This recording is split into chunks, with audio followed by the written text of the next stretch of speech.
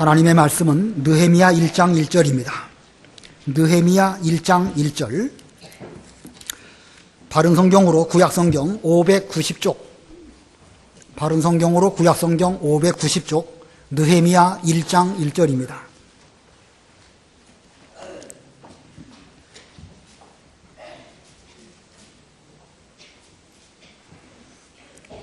느헤미야 1장 1절 봉독합니다. 하가랴의 아들 느헤미야의 말이다. 제20년 기슬루월에 내가 도성 수산에 있었는데 내 형제 중 하나인 하나니가 유다에서 다른 사람 몇 명과 함께 왔으므로 사로잡힘을 면하고 남아있는 유다 사람들과 예루살렘의 형편에 대하여 내가 물어보았다.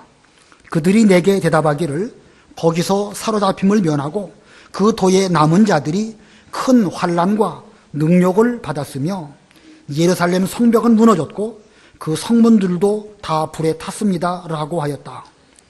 내가 이 말들을 듣고 앉아서 울며 수일 동안 슬퍼하고 하늘의 하나님 앞에서 금식하며 기도하여 말하기를 여호와 하늘의 하나님, 주님을 사랑하고 주님의 계명을 지키는 자에게 언약을 지키시며 은혜를 베푸시는 크고 두려우신 하나님이시여, 이제 내가 밤낮으로 주님의 종들 이스라엘 자손을 위해 주께 기도하며 이스라엘 자손의 죄를 자백하니 주님은 귀를 기울이시고 눈을 여셔서 주님의 종의 기도를 들으소서. 우리가 주께 범죄하였고 나와 내 아비집도 범죄하였습니다. 우리가 참으로 주께 악을 행하여 주님의 종 모세에게 명하신 계명과 율례와 법규를 지키지 않았습니다. 주께서 주님의 종 모세에게 명하시기를 만일 너희가 범죄하면 내가 너희를 민족들 가운데 흩어버릴 것이나 너희가 내게로 돌아와서 내 계명을 지켜 행하면 너희가 하늘 끝까지 흩어졌을지라도 내가 거기서부터 너희를 모아 내가 택하여 내 이름을 거기에 두겠다고 한 그곳으로 돌아오게 할 것이다 하신 것을 기억하여 주소서. 그들은 주께서 주님의 크신 힘과 주님의 강한 손으로 구속하신 주님의 종이며 주님의 백성입니다. 오 주님이시여, 주님의 종의 기도와 주님의 이름을 경외하기를 기뻐하는 주님의 종들의 기도에 귀를 기울여 주소서. 부디 오늘 주님의 종을 형통케 하셔서 주님의 종이 왕 앞에서 긍휼을 얻게 하셔서 그때 나는 왕에게 술잔 올리는 일을 맡은 신하였다. 거기까지 봉독하겠습니다. 오늘 본문의 내용은 느헤미야 선지자가 이스라엘 나라나 또는 그가 속한 그 페르시아 나라에 대해서 어떤 모습으로 애국을 하였는가 하는 면을 보여주는 말씀입니다. 그래서 오늘 제목 느헤미야의 애국, 느헤미야의 애국이라는 제목입니다. 지금 우리나라의 정치적인 시국이 상당히 혼란한 가운데 있습니다. 그래서 이 말씀을 통해서 오늘날 우리도 느헤미야와 같은 성경적인 방법으로 애국을 해야 될 것이라 생각이 되어서 이 본문을 택했습니다. 그러나 이 말씀을 들으실 때에 무슨 정치적인 차원으로 제 말씀을 듣지 않으시기를 바라고 순수한 신앙으로 성경을 통해서 올바른 애국이 무엇인지를 깨닫는 저와 여러분이 되시기를 바랍니다. 아까 찬송 371장 삼천리반도 금수강산 부르셨습니다. 그 찬송가는 남궁옥이라는 장로님께서 작사하신 그런 찬송가고 이탈리아의 오페라 작곡가 도니체티의 결혼 축하곡에 맞추어서 불려진 찬송가입니다. 그 남궁옥 장로님 일찍이 영어를 배웠고 고종 황제의 영어 통역을 하셨습니다. 그런 면으로 보면 최초의 영어 통역관이십니다. 그분께서는 경상북도 칠곡이나 또 강원도 양양에서 군수로 벼슬을 하기도 하셨습니다. 나중에는 배화학당에서 영어와 국사를 가르치셨습니다. 그분은 서재필 또 이상재 그런 분들과 함께 독립협회를 이끄신 그런 언론인이셨고 황성신문이라고 하는 그 신문의 최초의 사장이셨습니다. 그는 나중에 홍천으로 가셔서 거기서 예배당을 짓고 학교를 세우고 그렇게 해서 진정한 애국이 무엇인지를 삶으로 보여주시다가 나중에 옥고를 통해서 이제 돌아가신 그런 분입니다. 그러므로 이 남궁옥 장로님은 한편으로는 정치인이고 또 한편으로는 언론인이고 또 한편으로는 교육가이고 또 한편으로는 독립운동가입니다. 그러나 그분의 삶의 가장 밑바탕에는 신앙이 있습니다. 그분에게 있는 신앙으로 이와 같이 독립운동가로, 애국가로 여러 가지 면으로 활동하셨습니다. 그분께서 성경을 읽으시는 가운데 마태복음 9장에서 예수님 말씀하시기를 추수할 것은 많되 일꾼은 힘이 적으니 추수하는 주인에게 일꾼을 보내달라고 간청하라 라고 하시는 예수님 말씀을 기억하면서 이 삼천리반도 금수강산이라고 하는 찬송가를 작사하셨습니다. 원래 이 제목은 일하러 가세입니다. 일하러 가세. 자, 무슨 뜻으로 일하러 가세라는 그 제목을 정했는지 잘 아시겠죠? 일제는 그 찬송가를 부르지 못하도록 금지곡으로 지정을 했습니다. 그러다가 이 남궁옥 장로님은 1933년에 이제 감옥에 독립운동 하시다가 들어가시게 되었고 거기서 옥고를 치르시다가 병을 얻어 추록하긴 하셨지만 그 병 때문에 이제 돌아가시게 되었습니다. 이 남궁옥 선생님뿐만 아니라 그분뿐만 아니라 우리나라 어려울 때에 이 기독교인으로서 믿음으로 애국하신 분들이 엄청나게 많이 있습니다. 김구 선생님도 우리 기독교인이고 도산 안청호 선생님도 기독교인이고 유관순도 우리 기독교인이고 서재필, 이상재, 또 이준열사, 조만식 장로님 이런 분들 다 우리 기독교인으로서 애국하신 분입니다. 이 3.1운동 당시에 우리 기독교인의 비율이 1.5%입니다. 100명 가운데 한 사람 반, 그것밖에 기독교인이 없었는데 그때에 이 3.1운동 우리 민족 대표 33인 가운데 16명이 기독교인이었습니다. 3.1운동을 통해 가지고 투옥된 많은 사람들이 있는데 그 가운데 여성도 많았는데 그 여자분들 가운데 투옥된 여자분들 가운데 66%가 기독교인입니다. 이건 우리에게 뭘 교훈하는가? 하나님을 믿는 똑바른 신앙을 가졌다고 하면 그 사람은 필연적으로 영적 하나님의 나라뿐만 아니라 우리가 속한 세상 나라에 대해서도 애국자일 수밖에 없다는 것입니다. 하나님 말씀대로 산다고 하면 그것이 곧 세상 나라에서도 꼭 필요한 사람이 될 수밖에 없는 것이고 그것이 바로 애국이라는 것입니다. 우리의 바탕에 신앙이 깔려 있다고 하면 그 신앙을 통해서 여러 가지 삶 가운데에서 때로는 교육자로 때로는 일꾼으로 뭐 심지어 우리가 어디 가서 천한 일을 한다 할지라도 그 일을 통해서 깨끗하게 하면 그분이 곧 애국자가 되는 것입니다. 오늘 본문에 나오고 있는 느헤미야라는 사람, 이 사람은 선지자이지만 다른 면으로 보면 진정한 애국자입니다. 이 느헤미야, 그는 페르시아의 아닥사스다 왕 20년에 일한 그런 사람이라고 본문에 기록하고 있는데 그때는 주전 445년 때입니다.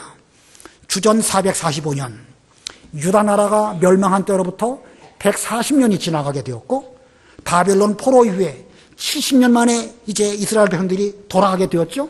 돌아가서 성전 건축을 하게 되었는데 성전 건축을 시작한 때로부터 또 70년이 지나간 때에 이 느헤미야는 페르시아 아닥사스다 왕 그 통치 때의 사람입니다.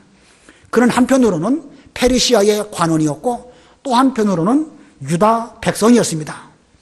현실적으로는 페르시아의 관원이고 영적 신앙적으로는 이스라엘 유다 백성이다. 자, 그러면 하나님 나라 유다의 애국을 하려면 페르시아 나라에 대해서는 배반을 해야 되는 것일까? 하나님께서는 예레미야서를 통해서 말씀하시기를 너희가 앞으로 포로 잡혀간 그 나라에서 그 나라가 평안하기를 기도하여라. 이렇게 말씀하셨습니다. 예레미야 29장 7절입니다. 예레미야 29장 7절 읽어보세요. 예레미야 29장 7절 너희는 내가 너희를 포로로 잡혀가게 한 그 성읍의 평화를 구하고 그 성읍을 위해 여호와께 기도하여라. 이는 그 성읍이 평안해야 너희도 평안할 것이기 때문이다. 예, 유다 백성들이 바벨론으로 포로 잡혀가게 되었습니다. 적국이고 원수의 나라이지요.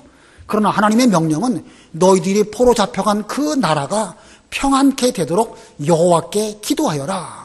그 바벨론 나라가 평안하여야 너희들도 신앙생활을 잘할 수 있을 것이기 때문에 그렇게 기도하라고 말씀하셨습니다. 오늘날 우리도 영적 하나님의 나라, 대한민국, 이것은 의미가 다른 것이고 구별할 수 있어야 됩니다.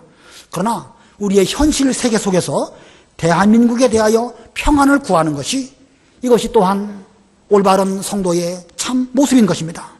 이 느헤미야는 그와 같은 상황 속에서 애국을 했고, 지금부터 100년 전쯤 수없이 많은 이 남궁옥 장로님을 비롯한 많은 애국자들이 이 성도로서 이 나라를 사랑하심으로 하나님께 대한 바른 믿음의 본을 우리들에게 보여주었습니다.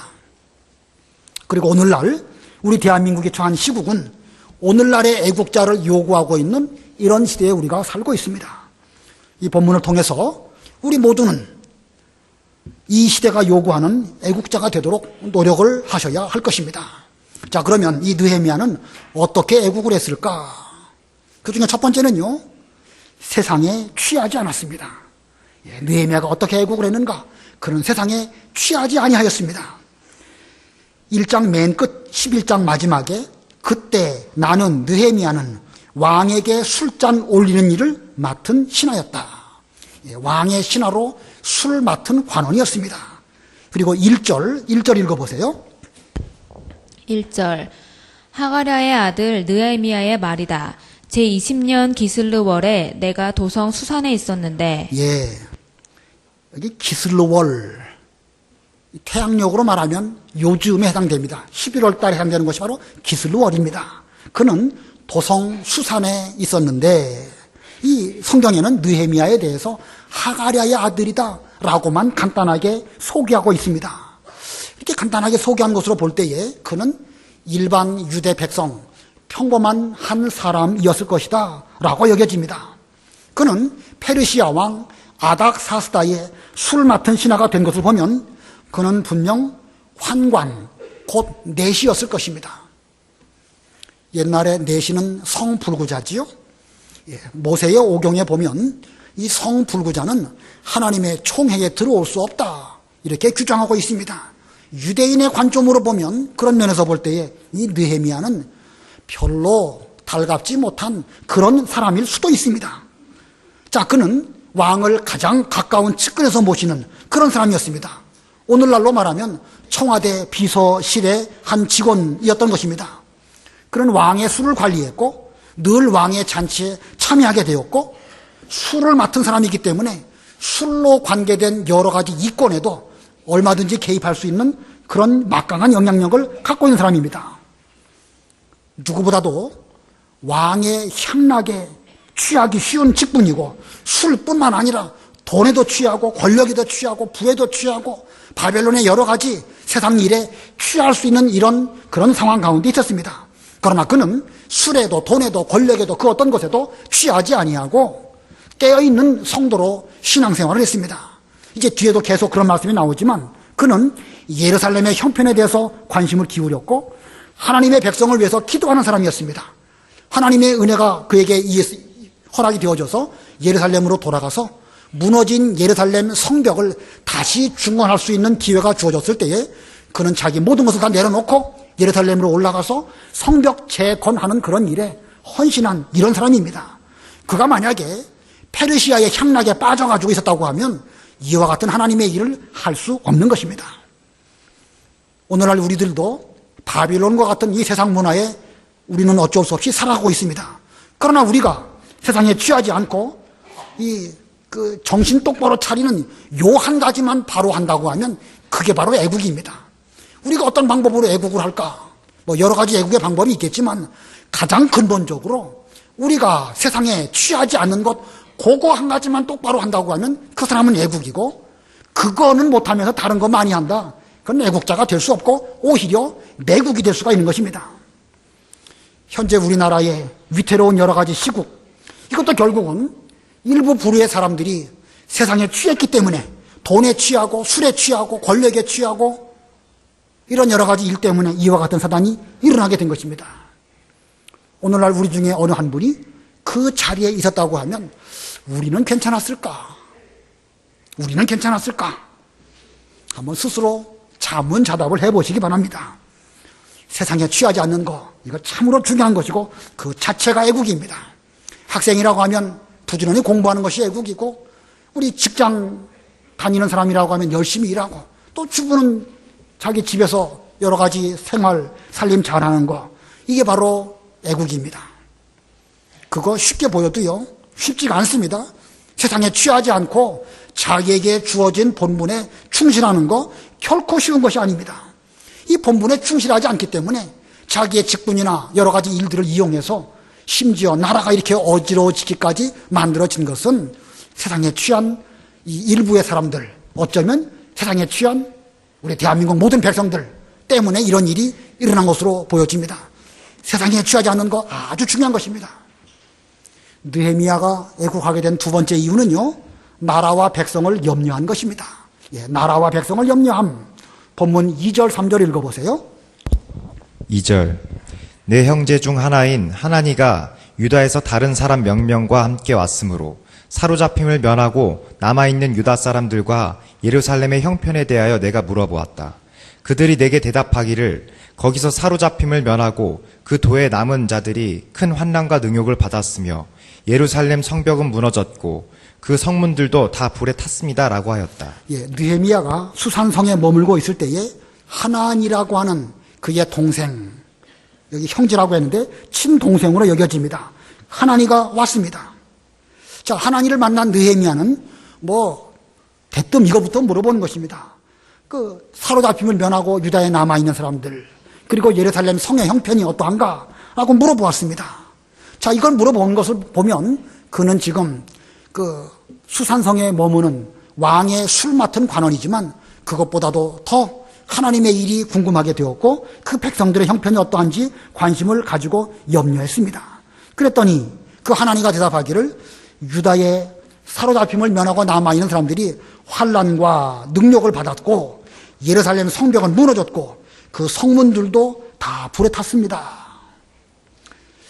자, 이거 보면 이 느헤미야가 이 자기 동족 유다 나라 백성들에 대해서 그 형편을 유심히 살피고 있음을 알 수 있고 염려하고 있음을 알 수 있습니다. 이것이 진정한 애국입니다. 우리 올바른 기독교인 세상 정치에 대해서 기독교의 이름을 가지고 무슨 참여하는 거 바람직하지 않습니다. 이 교회 내에 자기의 정치 성향을 드러내놓고 말하는 것도 바람직하지 않습니다. 이 교회는 어떤 정치에 대해서 간섭하거나 함부로 논평을 한다고 하면 득보다 실이 더 많습니다. 신앙에 유익하지 않습니다. 그러나 그렇다고 해서 세상 정치는 나와 상관이 없으니까 우리는 기도하고 성경 읽고 예배만 드린다. 이것이 또 올바른 것은 아닙니다. 아무리 세상 정치가 추하다고 할지라도 거기에 관심을 가지고 살펴보면서 올바른 분별력을 할 수 있는 것, 이것이 또한 애국인 것입니다.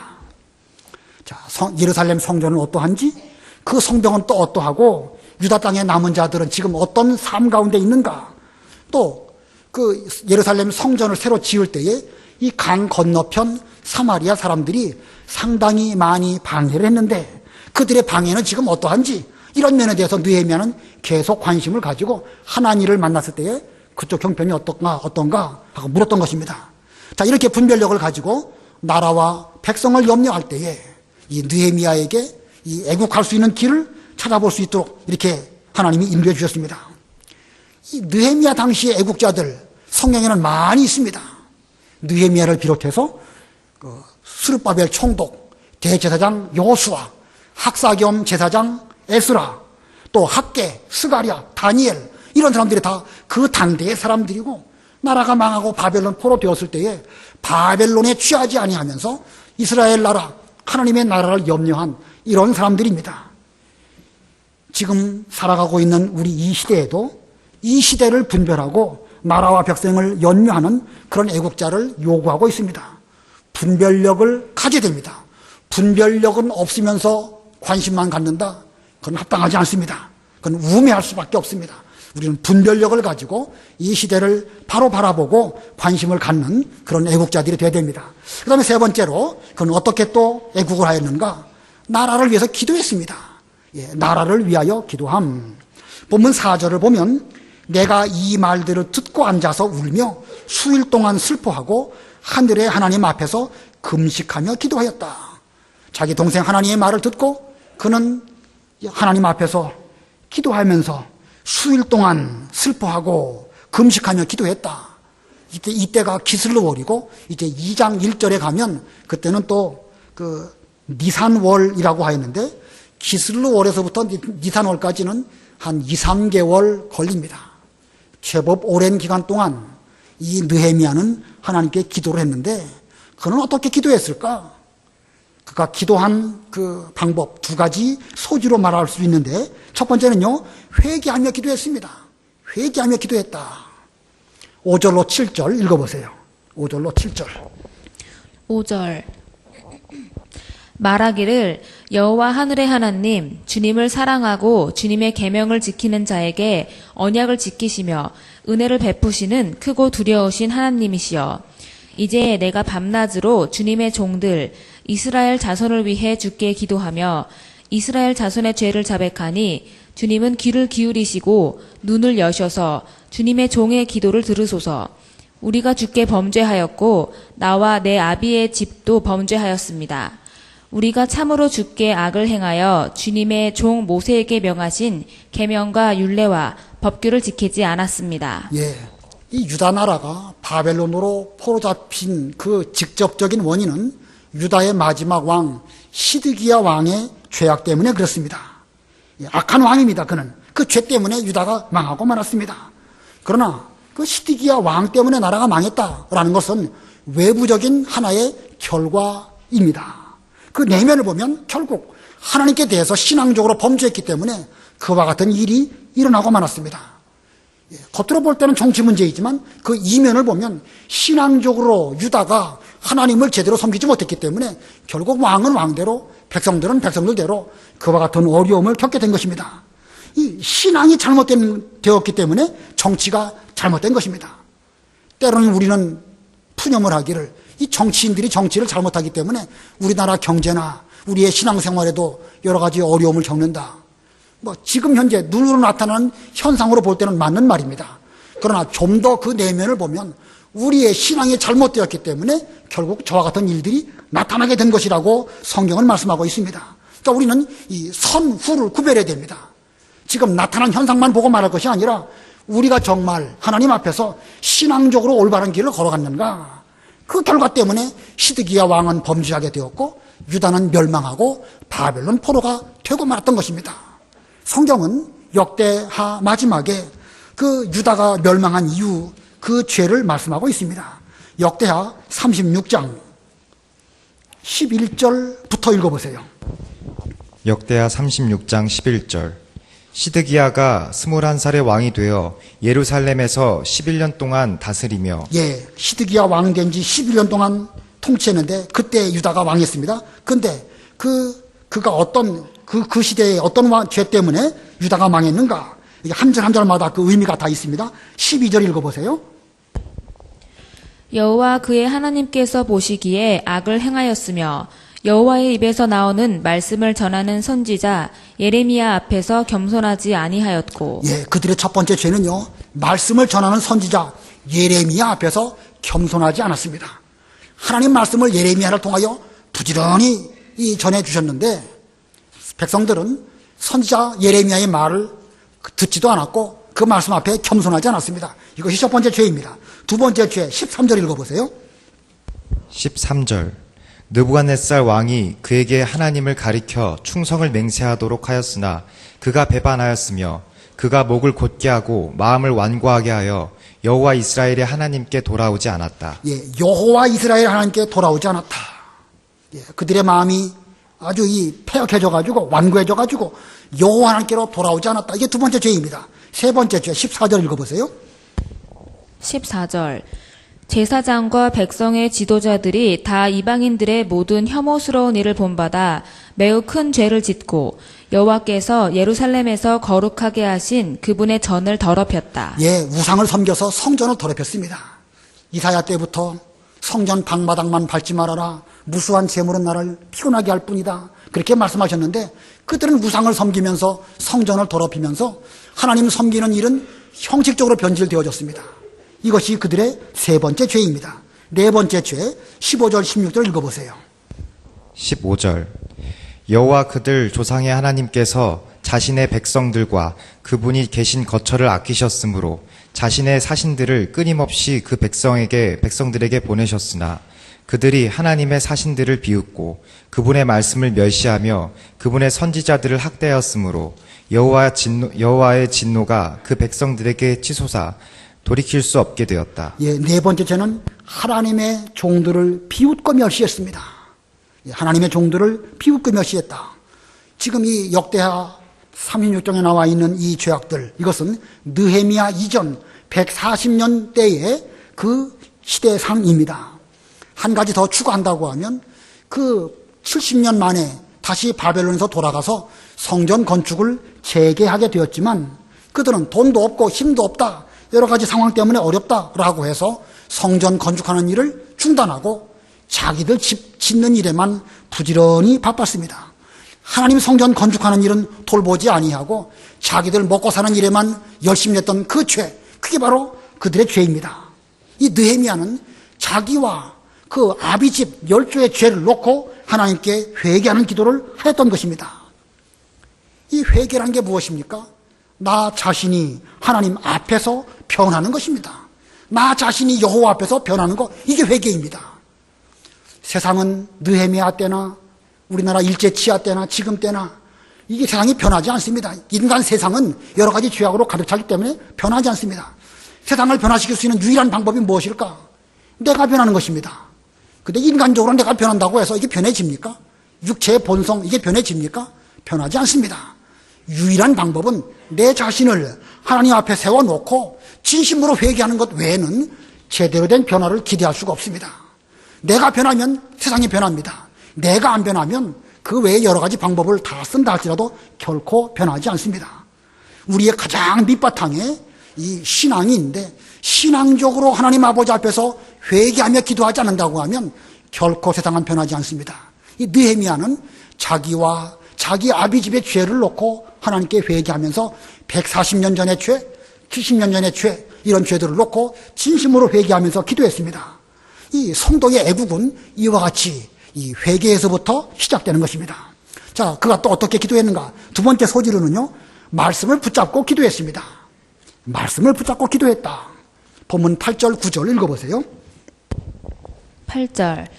주께서 주님의 종 모세에게 명하시기를 만일 너희가 범죄하면 내가 너희를 민족들 가운데 흩어버릴 것이나 너희가 내게로 돌아와서 내 계명을 지켜 행하면 너희가 하늘 끝까지 흩어졌을지라도 내가 거기서부터 너희를 모아 내가 택하여 내 이름을 거기에 두겠다고 한 그곳으로 돌아오게 할 것이다 하신 것을 기억하여 주소서. 예, 느헤미야는 기도할 때에 하나님의 말씀, 그걸 붙잡고 기도했습니다.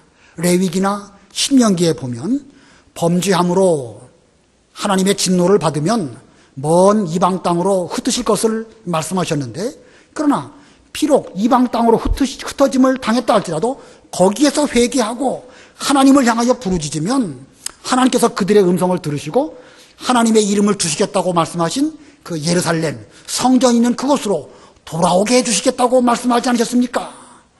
우리의 지은 죄를 볼 때에는 감히 하나님 아버지 앞에 죄 용서를 구할 면목도 없지만 이 말씀 붙잡고 기도드리오니 말씀대로 이루어 주시옵소서. 이것이 느헤미야의 기도입니다. 아무리 멀리 흩어져서도 거기서 하나님을 찾으면 하나님은 만나주시고 회개하고 돌이키면 내 조상들과 맺은 그 언약을 잊지 않으시고 돌아오게 해주실 것이라고 말씀하셨습니다. 자, 지금 느헤미야는 하나님께서 모세를 통하여 주신 말씀을 붙들고 기도하는 것입니다. 자, 그 약속의 말씀 붙들고 기도하면서 저에게 왕의 마음을 돌이켜서 긍휼을 베풀어 주시옵소서라고 기도합니다. 본문 10절과 11절 우리 다 같이 합독하겠습니다. 10절 11절 시작. 그들은 주께서 주님의 크신 힘과 주님의 강한 손으로 구속하신 주님의 종이며 주님의 백성입니다.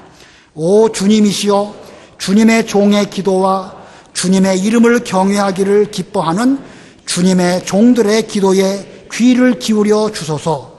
부디 오늘 주님의 종을 형통케 하셔서 주님의 종이 왕 앞에서 긍휼을 얻게 하소서. 그때 나는 왕에게 술잔 올리는 일을 맡은 신하였다. 자, 그는 기도할 때에 이 백성들은 하나님이 구원해 주신 백성이 아니십니까? 주님의 종, 저의 기도를 들어주시옵시고 저를 비롯한 여러 주님의 종들의 기도를 들어주셔서 이제 주님의 종이 왕 앞에서 국률을 얻게 하소서. 주님의 종이 왕 앞에서 국률을 얻게 하소서. 여기 왕은 누구겠지요? 아닥사스다 왕입니다. 페르시아 아닥사스다 왕의 마음을 하나님께서 움직여 주셔가지고 그 왕으로 하여금 제게 긍휼을 베풀어 주셔서 좀 예루살렘에 가서 그 성을 어떻게 할 수 있는 기회를 주시옵소서. 이 왕의 마음을 움직이는 것이 너무너무 어렵습니다. 그는 왕의 측근으로 술 맡은 관원이지만 이 왕의 마음을 함부로 자기 마음대로 할 수 없어요. 다른 사람의 마음도 움직여지지 않거니와 왕의 마음이니까 얼마나 그 움직이기가 어렵겠습니까?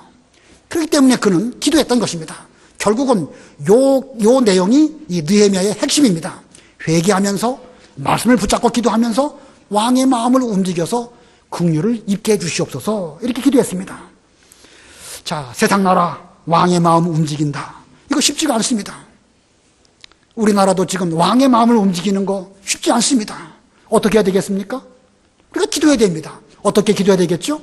내 죄를 회개하고 우리 열주의 죄를 회개하고 그러면서 우리가 말씀 붙잡고 기도하면서 성경에 느헤미야에게 이와 같은 기도에 응답해 주시지 않았습니까? 우리도 좀 왕의 마음을 움직여 주시옵소서 이렇게 기도한다고 하면 우리의 기도에 대해서도 하나님께서 응답해 주실 줄 믿습니다. 오늘 제가 여러분에게 드리는 말씀 정치 문제를 말하려고 하는 거 아닙니다. 정치적으로 듣지 않으시길 바랍니다.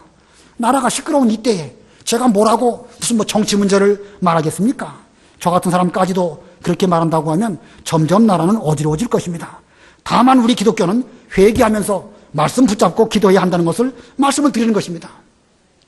이 작금의 이 모든 일들은 사실은 우리 기독교하고 어느 정도 관계가 있죠? 세월호 사건, 그 유병원 구원파, 어느 정도는 기독교에 뿌리를 두고 있는 그런 이단, 거기 때문에 일어난 일이고, 또 이 최태민이라는 사람, 그 앞에 뭐가 들어가죠?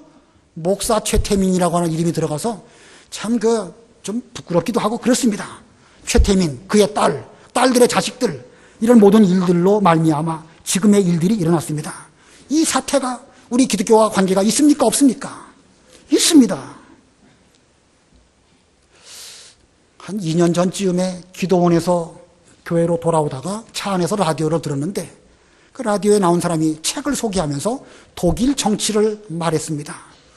독일이라는 나라가 2차 대전 이후에 상당히 많은 이 총리들이 바뀌었는데 바뀐 총리마다 단 한 건도 그 친인척 문제로 나라가 어지러운 경우가 한 번도 없다는 거예요. 우리나라는 어떻죠? 우리나라는 해방 이후로 지금까지 세워진 대통령마다 친인척 문제로 복잡한 일이 안 생긴 경우가 없습니다. 자, 그런 걸 보면서 참 그 독일이라는 나라는 대단하다. 그러나 독일은 대단하고 우리는 그렇지 못하다. 이런 식으로 볼 건 없습니다. 독일도 지금은 그 네오나치즘, 지금도 히틀러를 좋아하는 그런 사람들도 있고 독일이라는 나라가 지금까지 오는 과정 속에서 전쟁 미치광이 같은 히틀러를 배출한 나라가 독일입니다. 그 나라는 오랜 기간 동안 그만큼 발전했기 때문에 성숙한 민주주의까지 온 것이 아닐까 생각이 듭니다. 우리나라도 지금의 일들을 볼 때에 다행스러운 것은 옛날 같으면 폭동이 일어나고 혁명이 일어나고 그럴 상황이지만 그래도 우리 백성들이 건전하게 이 상황을 잘 지켜보면서 또 우리들은 기도하면서 이 일을 슬기롭게 헤쳐나가려고 하는 가운데 있지 않습니까? 아주 긍정적인 일입니다. 성숙한 가운데 사회가 큰 불상사가 없이 이렇게 나아가고 있습니다. 이 일을 잘 마무리한다고 하면 이것을 계기로 우리나라는 민주주의도 그렇고 여러 가지 면에서 상당히 많이 진보한 이 성숙된 이런 나라가 될 것입니다. 그러므로 우리는 이렇게 되기 위해서 우리가 이 성도로서 우리나라의 평안을 잘 구하고 기도하는 가운데에서 우리가 먼저 변화되어야 됩니다. 아까 독일의 경우 얘기 들었는데 독일이라는 나라가 왜 그럴까? 그 총리로 뽑힌 사람도 근본적으로 좋은 사람들이지만 그 친인척들, 사돈의 8천 모든 사람들, 대부분의 모든 사람들이 세상에 취하지 아니하고 진정으로 백성들을 염려하고 그런 가운데에서 어떤 신앙적인 수준이 거기에 이르렀기 때문에 그러지 않을까. 그러므로 지금 우리의 모든 일들은요, 왕의 문제, 비서관들의 문제, 그것만의 문제가 아니고 사실 우리나라의 모든 면에서 보면 이런 비리, 어려운 일들, 이게 만연해 있습니다. 우리도 그 자리에 가면 어쩔 수 없이 그렇게 될 수 있지 않을까 생각이 듭니다. 그러므로 이것을 변화시키기 위해서는요, 내 자신이 변화되지 않고서는 우리 사회가 변화되지 않습니다. 그러므로 우리는 기도해야 되는 것입니다. 우리는 세상에 취하지 말고 믿음을 지키면서 하나님 아버지 앞에서 제대로 신앙생활을 잘하는 것, 이것이야말로 우리가 지금 할 수 있는 일입니다. 그러나 그렇다고 해서 그저 가만히 서서 예배나 드리고 기도나 하라, 그런 뜻은 아니에요. 느헤미야의 애국은요, 행동하는 그런 애국자였습니다. 2장부터 보면 예루살렘으로 돌아가고 자기가 직접 짐승을 타고 성벽을 쭉 돌아보면서 어떻게 일을 할까 생각하는 가운데에서 예루살렘 성을 잘 쌓는 이런 일을 하였습니다. 뭐 그렇다고 해서 여러분들 보고 촛불 들고 나가서 시위해라, 이런 뜻도 아닙니다. 아무튼 이런 뜻으로 드리는 말씀은 아니니까 신앙적으로 잘 헤아리시고 성경에 입각해서 우리나라를 진심으로 사랑하고 애국하는 그런 여러분들 다 되시기 바랍니다. 잠깐 동안 말씀 생각하시면서 하나님께 기도드리겠습니다.